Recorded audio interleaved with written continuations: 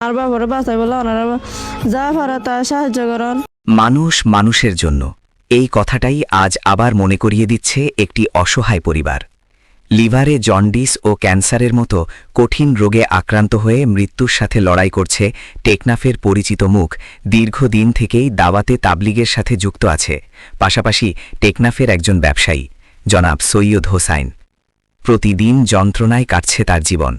চিকিৎসকরা বলেছেন দ্রুত চিকিৎসা না করালে অবস্থা আরও খারাপের দিকে যাবে। কিন্তু দুঃখের বিষয়, পরিবারের শেষ সম্বলটুকু দিয়েও এ পর্যন্ত চিকিৎসা খরচ চালিয়ে আসছে। নিঃস্ব হয়ে তার পরিবারের পক্ষে পরবর্তী এই ব্যয়বহুল চিকিৎসার খরচ বহন করা একেবারেই সম্ভব নয়। একদিকে অসহায় পরিবার, অন্যদিকে জীবন বাঁচানোর শেষ চেষ্টা। তাই সমাজের বিত্তবান, হৃদয়বান ও মানবিক মানুষদের কাছে সাহায্যের আবেদন করেন অসহায় পরিবার।